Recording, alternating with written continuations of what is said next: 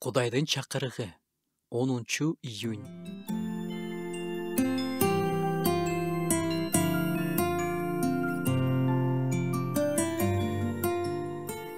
Баарынан мурда бири-бириңерди ынталуулук менен сүйгүлө. Анткени сүйүү көп күнөөлөрдү жаап коет. Бири-бирибизге каршы кылып алчу күнөөлөр ортодо кастыкты, чыңалууну, шектенүүнү, түшүнбөстүктү, ишенбестикти жаратат. Бири-биринен ажыратып, мамилени талкалайт, сыйынууну талкалайт, биримдикти жок кылат.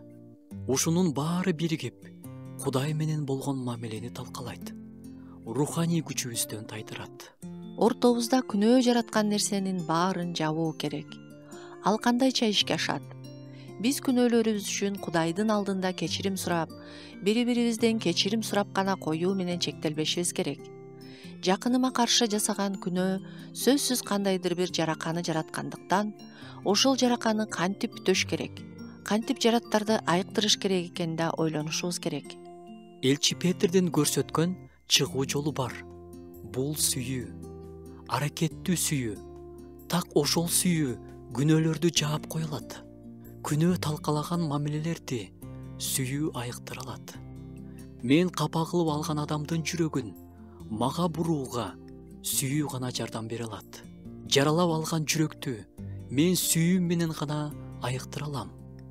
Күнөө ортодо чуңкур казып салат.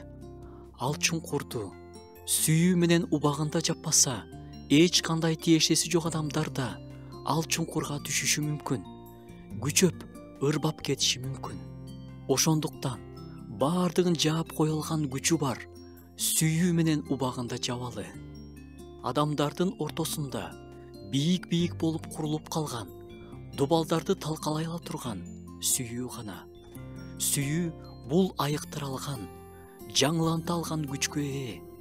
Жакыныбызга каршы күнөө кетирип алсак, жакыныбыз бизге каршы күнөө кетирип алса да, сүйүү менен дароо жапканга аракет кылалы.